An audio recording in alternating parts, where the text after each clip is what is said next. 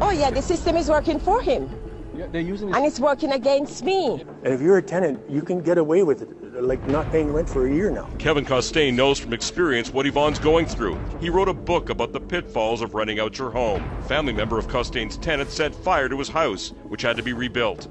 And I will tell you, as a landlord that's been burned like I have, I cannot do it again. I just can't.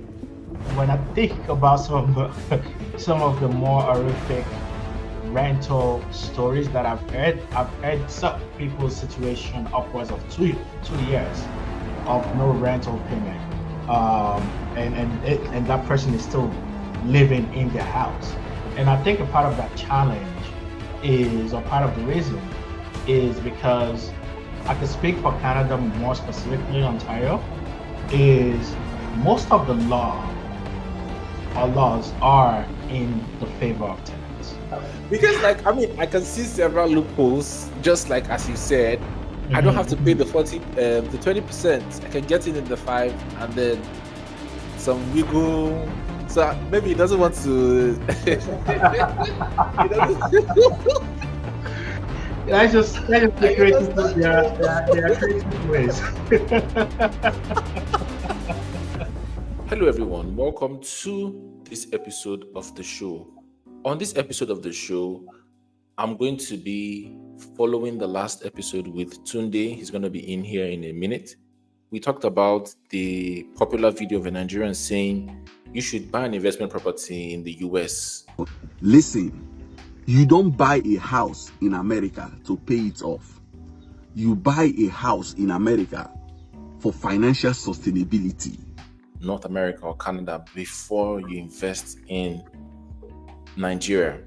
And some of those advice kind of sounds good on the surface, but people have done it and they've gotten burned.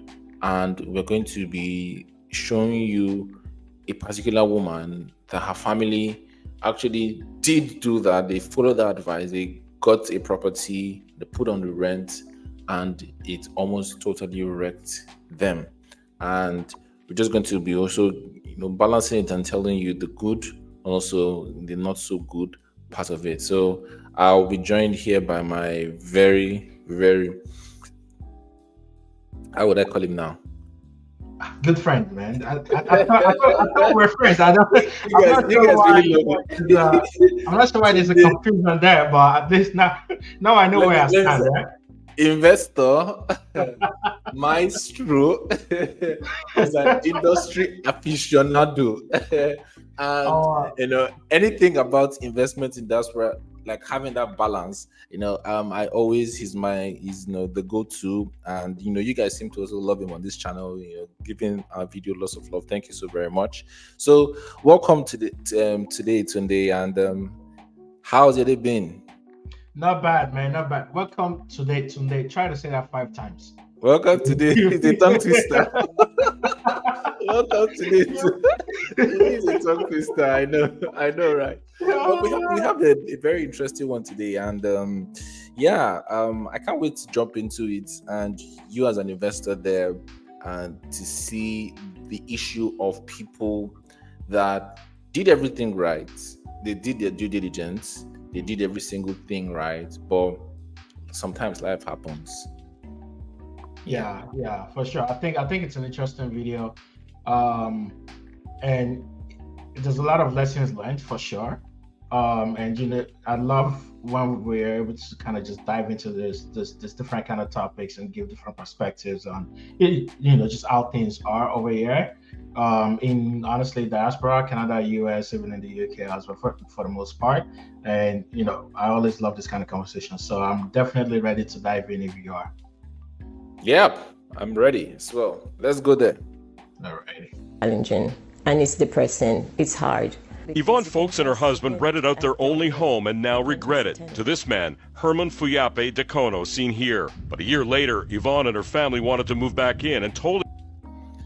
So I think, to me, the first thing that I would say is the newscaster said that they rented out their only home.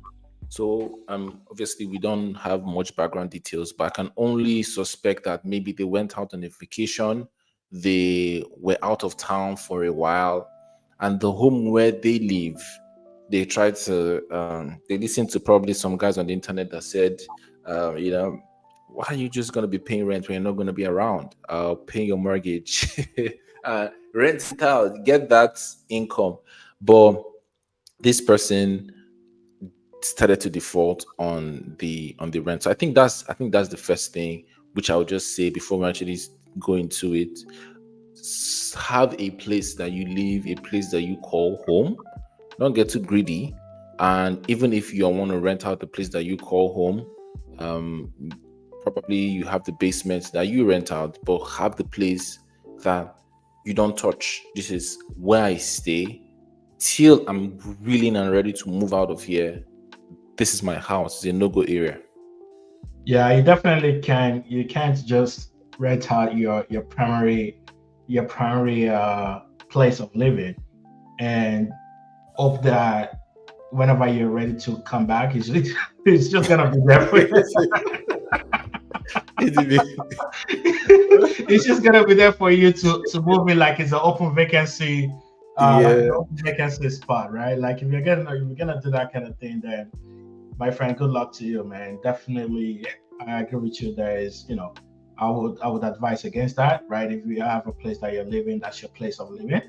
And if you're gonna rent that out, then you definitely should be having backup plans and knowing for sure that it's not guaranteed that when you want it, the place will be available. Now, ultimately, it is your place, so in the long run or whatever the case may be, that place will be yours. But if you're someone who maybe want to rent out your primary place of staying, because you're traveling, whatever the case may be, then you're taking a risk of not having that place ready for you when you come back, right? The other strategy obviously would be to put it up on an Airbnb or perhaps a shoplet is what they call it in Nigeria as well, right? Where you can have whether that's long-term rental, but with a specific defined date of like ending time, as opposed to having a long-term tenured tenant, which is a thing that we have here in Canada, where you can rent a place for a whole year. That's the first tenure, and then after that, it becomes month to month. Yeah. Told him so, exercising their legal rights. Fuyape refused to leave and hasn't paid any rent since last October, 7 months. You don't pay the rent. This is not your house. I pay the rent. When Yvonne and a real estate agent showed up for a property inspection. Can you call the police, out? Please? No, you call the. So 7 months, that's quite a long time. Holy smokes. Yeah. 7 months of no rent payment, man. That's ridiculous. And that's actually, when I think about some of the more horrific rental stories that I've heard some people's situation upwards of two years of no rental payment, and that person is still living in their house. And I think a part of that challenge or part of the reason is because I could speak for Canada, more specifically Ontario, is most of the laws are in the favor of tenants, right? Mm-hmm. You have governing bodies, you have a tenancy act that specifically look after the tenant in a more favorable ways, right? Like now, obviously, the landlords also do have some protections, but in terms of the government stance, they're looking after fair housing is kind of what they call it. So they put together all this governing act and all this landlord and tenant board and all these people that really make these laws to look after tenants. And in theory, right, if a tenant is not paying their rent, you can have them evicted. But that eviction process is where the problem is, right? Because it's not just a situation where this person misses 1 month payment. I can just go there, show up with police, tell them they're moving out, and that's the end of that, right? That's not the case. You have to give them well in advance notice. I'm talking months of notice in a lot of cases, first of all.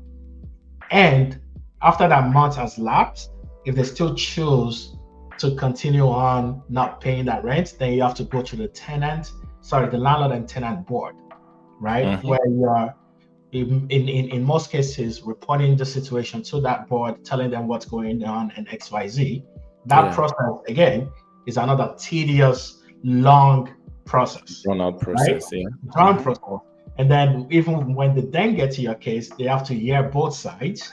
They have to understand what's going on, right? Again, adding more time and more time and more time. So the eviction process in itself, for a lot of landlords, they don't even want to go through it, right? They don't want to go through it because they know the headache that's going to come with it. So oftentimes you find landlords having to compromise and making some kind of agreements directly with the tenants, which again, in oftentimes is going to favor the tenants because the tenants is going to dictate the terms because they know that the landlord is trying to avoid the long tedious process, right? So it's these are all things that you definitely just have to keep in mind when you're thinking about investment in diaspora and thinking about rentals and renting your properties out. You could go a situation like this where 7 months of nothing. And just imagine if that person is paying a mortgage on that property. So you're literally paying for another. You're working for the other person. Yes. And the worst part is even after you go through that whole process of trying to get them evicted and XYZ, there is no guarantee that you'll be able to recoup all of those money that this person has been owing you for the 7 months or however long it's been. There's no guarantee that you'll be able to recoup that, right? So usually when you're looking to get like a rental property or like put your house out for rental, which first of all, I think I was mentioning in our last video that I feel like I'm talking a lot, but in our last video, I had mentioned that when you want to purchase a property in Canada, you have to put a minimum of 5% deposit down in order to get that property, right? In the case of rental, you need to put down a minimum of 20% in order to get that property. So the math that I did the last time of if you're getting a house of 800,000, you need, I don't know what 5% of that is, 20K or whatever that math is. Yeah, 40K. 40K, right? Yeah. Now that 40K is no longer 40K if you want to use that property for rental, right? That 40K is now 40 times 4, right? Which is 160K, whatever the case may be, because you need a minimum of 20% down payment. If it's going to be a rental property.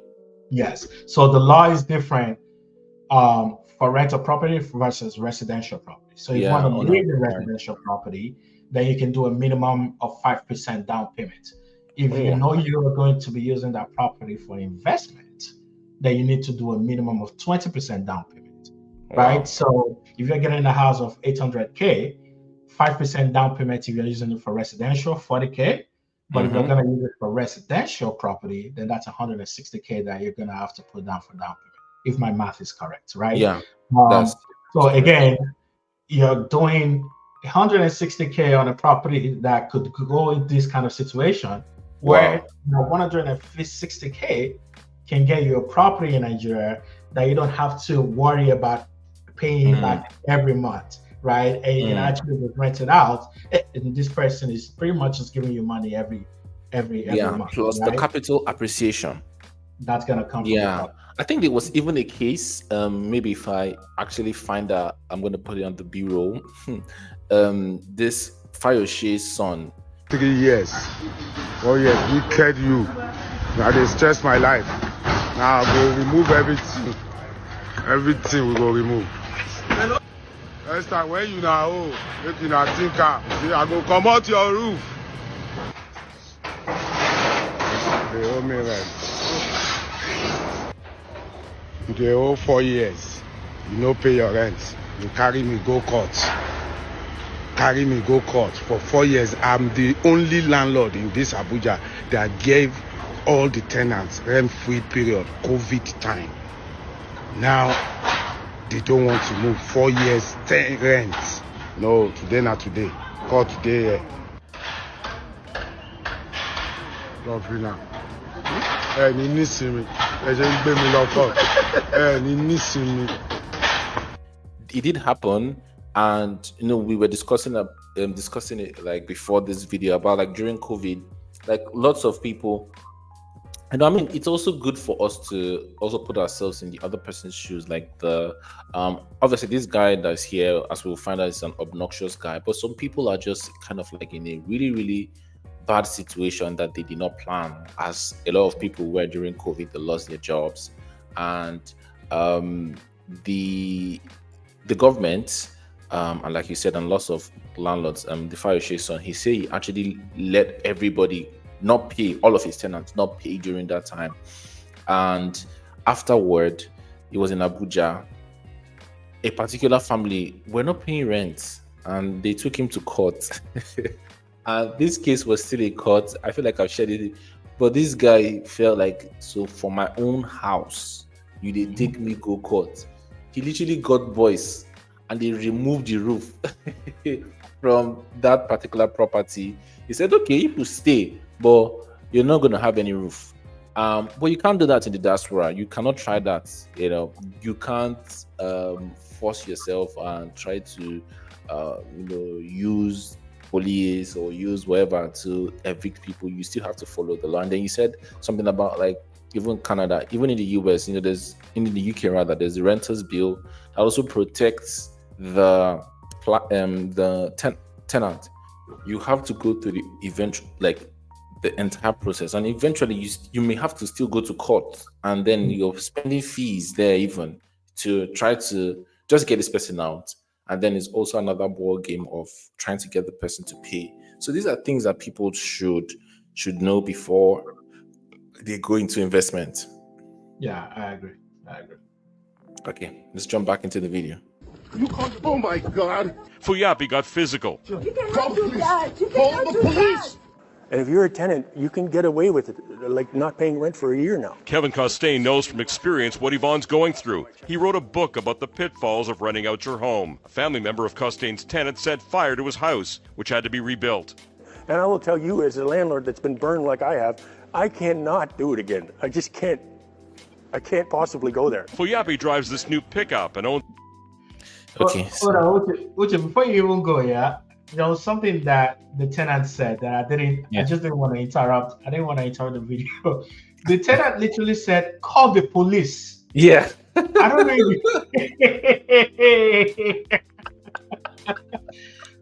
know if you heard that part. The guy said, call the police as per, bring them here. I know my rights.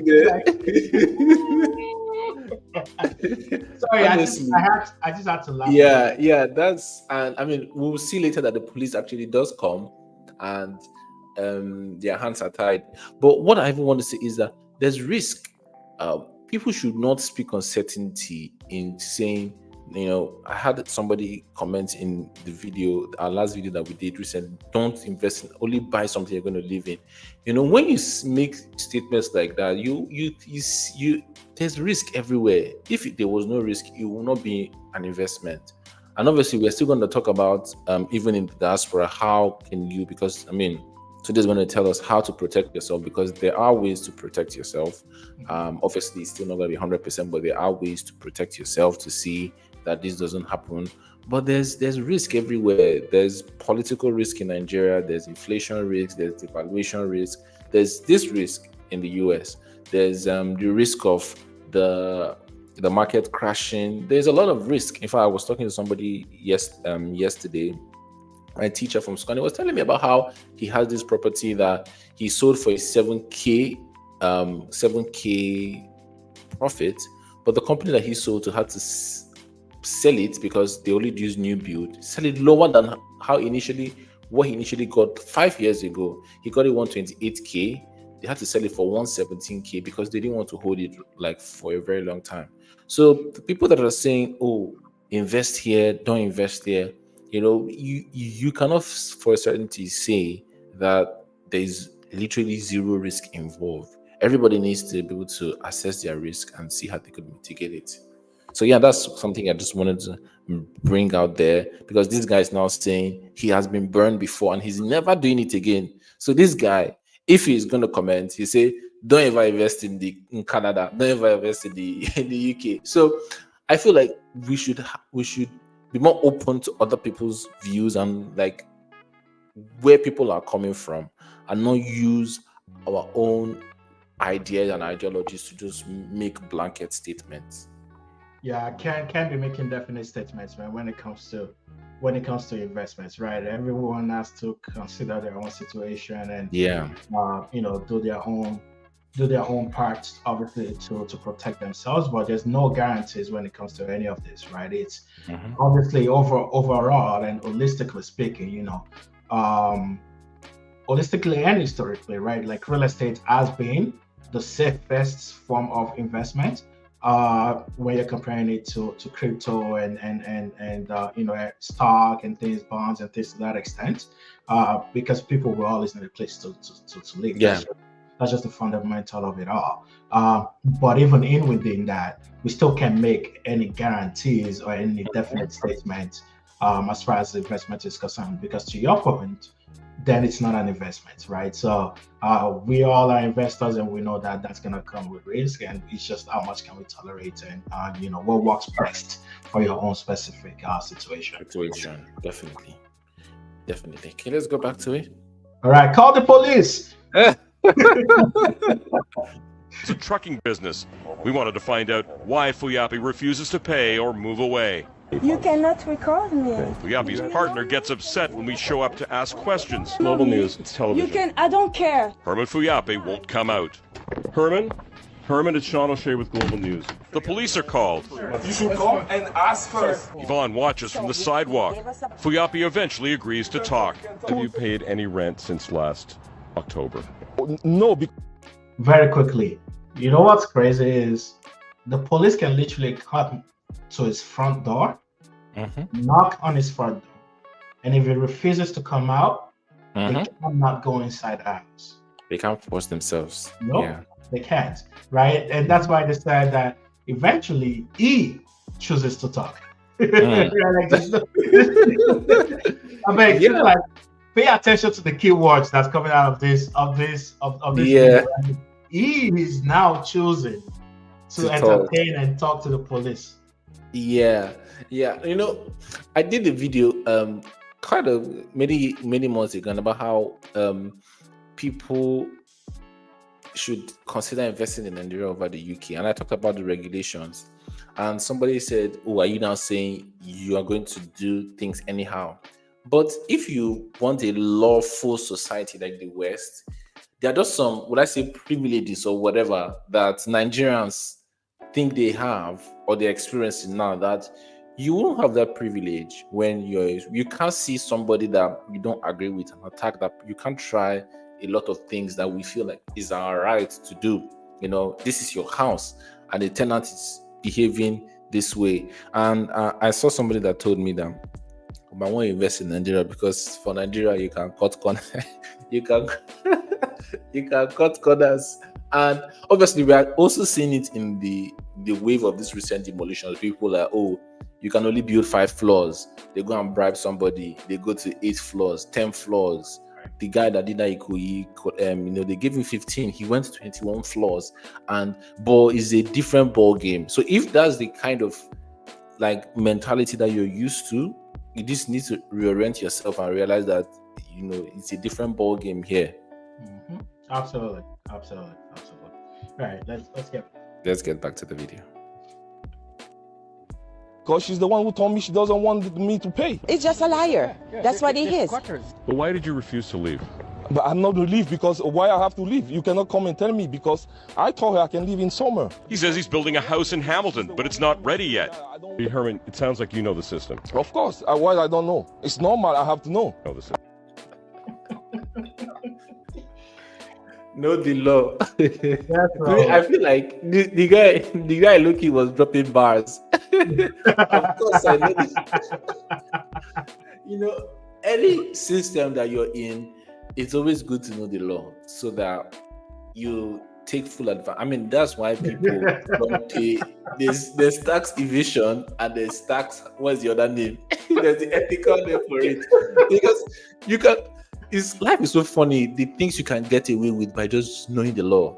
You know, and this guy was, I mean, his English was not perfect, but probably he has a lawyer or someone that is advising him, and they've told him, my brother, you're well within your rights to just carry go.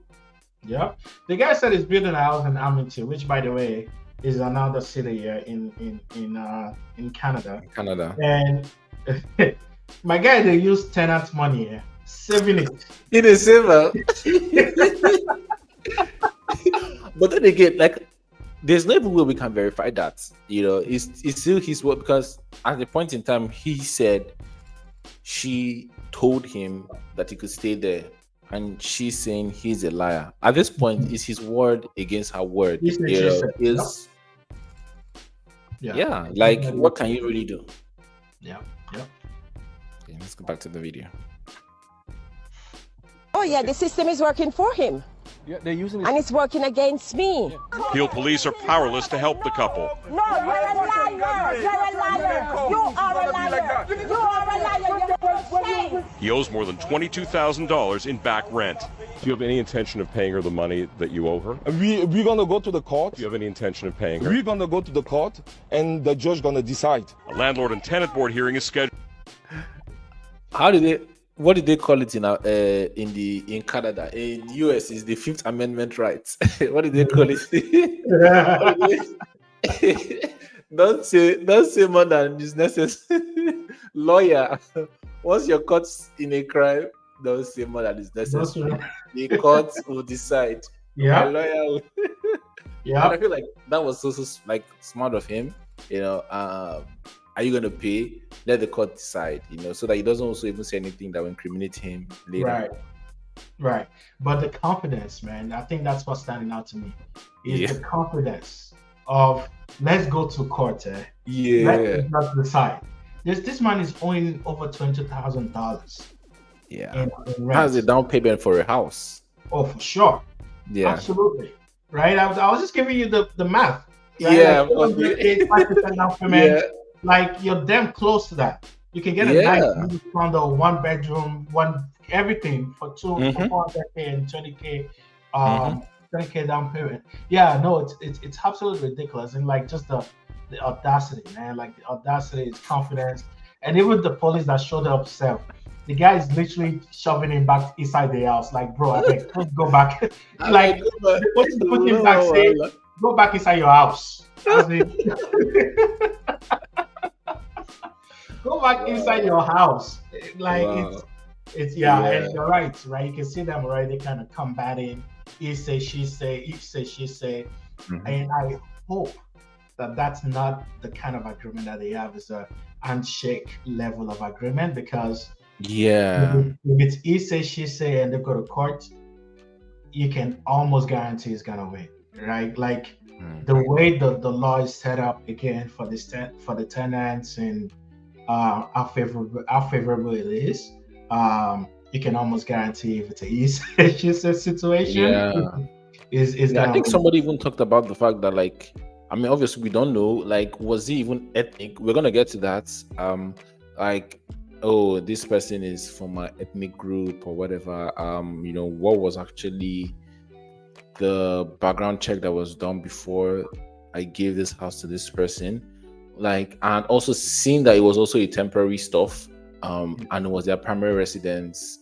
You know, maybe it wouldn't have been a very, like, grueling process.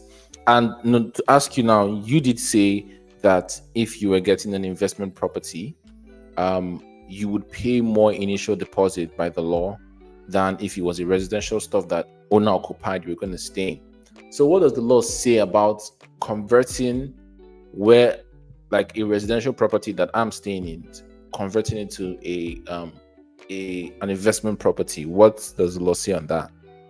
Yeah, it's obviously there's so much. There's only but so much that I can share, because, you know, a lot of these things, there's definitely creative solutions, but I will say that as far as the law is concerned, you know, once you've already purchased the property, right? If the main claim on the property is that it's primarily used for residential, right? And during that time, then you rent out maybe a portion of the property or whatever the case may be. Then you're still fine. It's whenever that property becomes primarily used for rental purposes, then that's when kind of like the 20% law kind of comes into play, right? I'll leave it at that. Again, there's creative solutions around a lot of things. Because I can see several loopholes, just like as you said. I don't have to pay the 20%. I can get it in the 5 and then some wiggle. So maybe he doesn't want to. He doesn't. I just creative ways. That's good. All right, let's get back to the video. No be me you go put for trouble for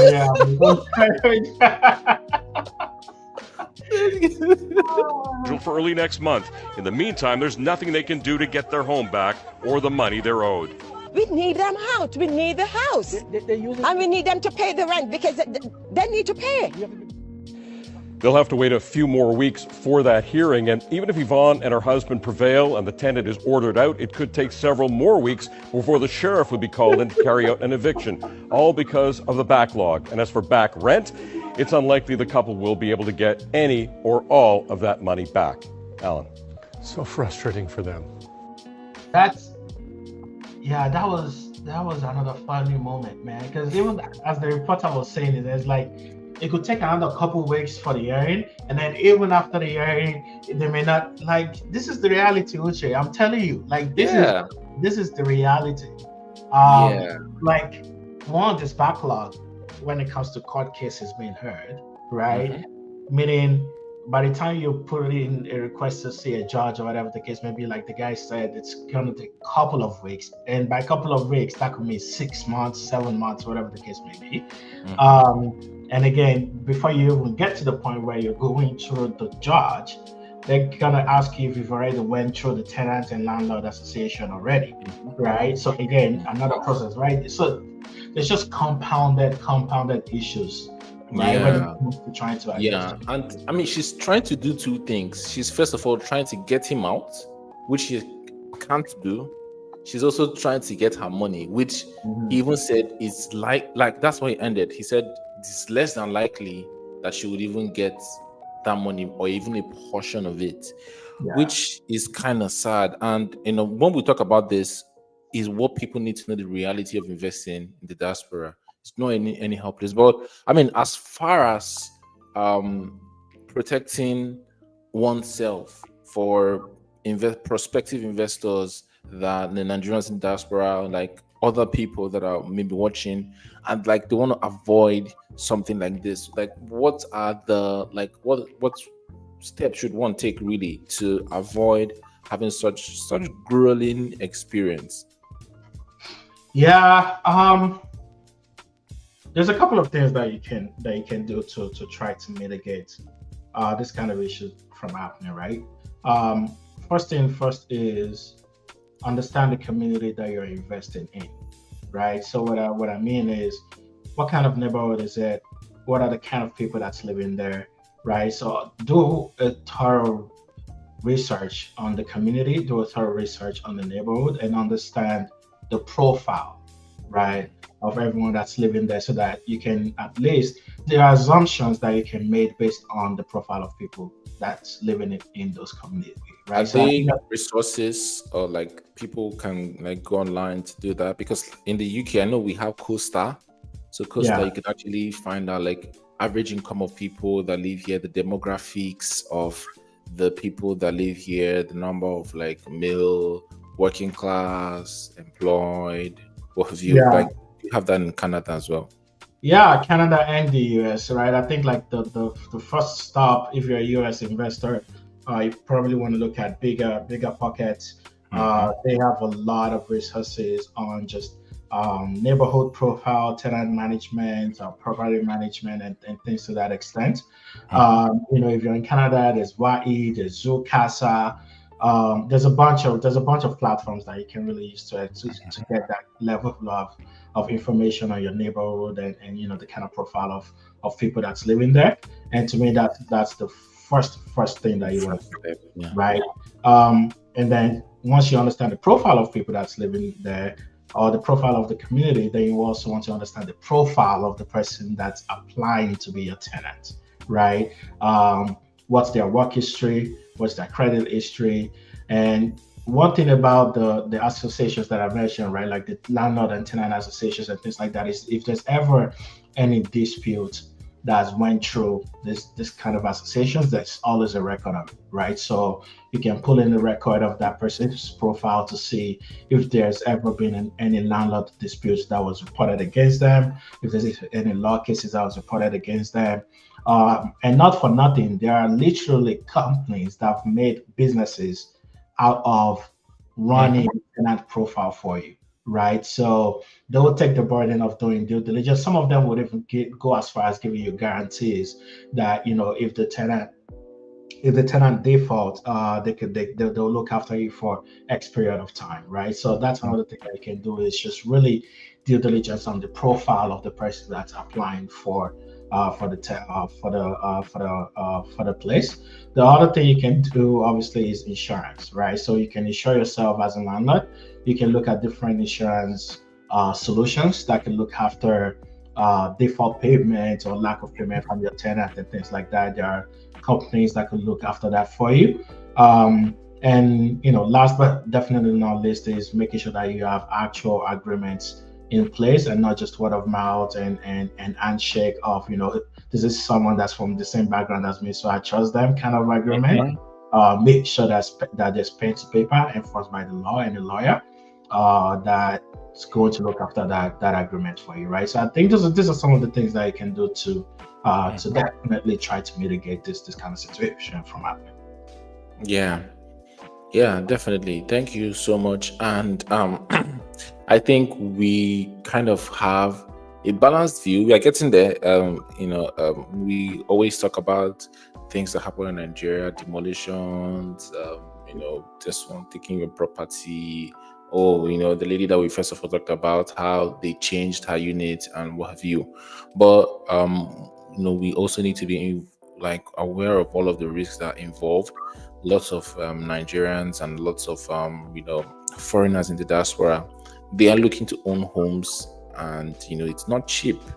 I saw a comment where somebody was saying she was paying more than 4K in mortgages, monthly mortgage payments, and the rent, the tenants they're not paying. So she did have to just sell that property, cut her losses, and move. So even sometimes when they're paying, sorry, not to cut you off, Uche, right? Yeah. Even sometimes when they're paying, because we're just kind of talking about that today too, with interest rates, because they just cut interest rates by 2.5 basis points here in Canada, and even sometimes when your renters are paying, if you have a variable interest rate that changes, depending on what the central bank or Bank of Canada decides to do with interest rates, you might find yourself in a situation where, let's say you bought a property at a 4% interest rate, you rented out that property based on that interest rate as of that time.